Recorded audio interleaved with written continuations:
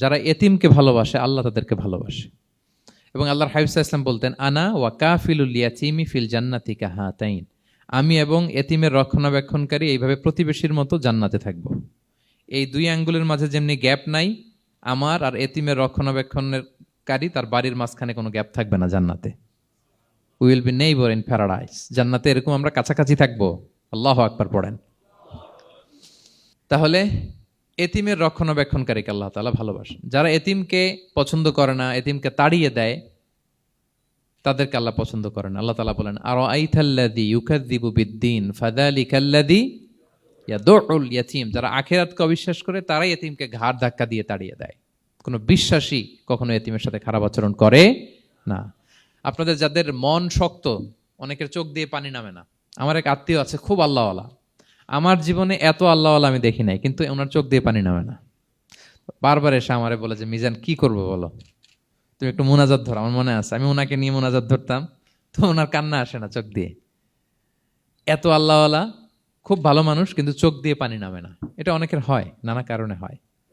তো আল্লাহর হাবিব সাল্লাল্লাহু আলাইহি ওয়াসাল্লাম বলেছেন, কারো যদি চোখ দিয়ে পানি না নামে বা হৃদয় নরম না হয়, তারা যেন এতিমের মাথায় হাত বুলিয়ে দেয়।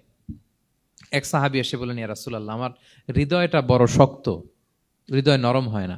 রাসূল সাল্লাল্লাহু আলাইহি ওয়াসাল্লাম বললেন, তাই? আতুহিব্বু আন ইয়ালিনা কলবুক, তুমি কি চাও তোমার হৃদয় নরম হোক, ওয়া তুদরাকা হাজাতুক, এবং তোমার আশা পূরণ হোক? তিনি বললেন, হ্যাঁ। তখন রাসূল সাল্লাল্লাহু আলাইহি ওয়াসাল্লাম বললেন, ইরহামিল ইয়াতীম, এতিমের উপর রহম করো।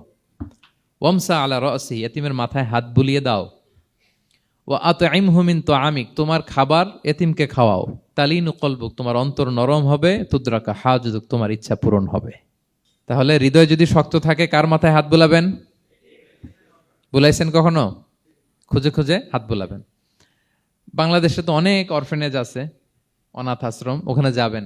সুযোগ হলে একদিন যে একটু লাঞ্চ করলেন ওদের সাথে বসে, ডিনার করলেন, একসাথে খেলেন, ওদের মাথায় হাত বুলিয়ে দিলেন, সাধ্যমতো কিছু উপহার হাতে তুলে দিলেন, আপনার ইচ্ছা পূরণ হবে আর আপনার হৃদয় নরম হবে ইনশাআল্লাহ। আর এতিমকে আদর করা মানে নবী সাল্লাল্লাহু আলাইহি ওয়াসাল্লামের প্রতি ভালোবাসা দেখানো। কারণ আমার নবী এতিম হয়ে বড় হয়েছেন।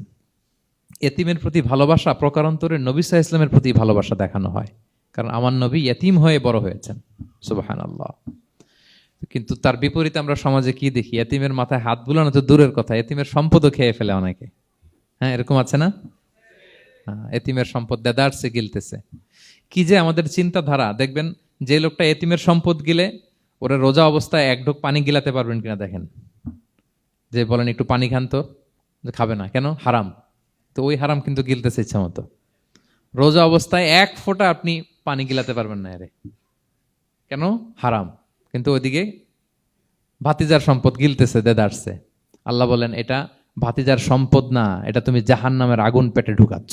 ইন্নাল্লাযীনা ইয়াকুলুনা আমওয়ালাল ইয়াতামা যুলমান ইন্নামা ইয়াকুলুনা ফি বুতুনিহিম নারা ওয়া সায়াসলাউনা সাঈরা। যারা এতিমের সম্পদ খায়, এটা সম্পদ না, এটা জাহান্নামের আগুন তুমি পেটে ঢুকাচ্ছ। সো এতিমের প্রতি যেন আমরা নমনীয় হই, তাদের মাথায় হাত বুলাই, তাদের জন্য খরচ করি, তাদের প্রতি যেন আমরা দয়াদ্র হই, কারণ আমার নবী এতিম অবস্থায় বড় হয়েছেন। Be a part of our vision. Do listen and share the khair.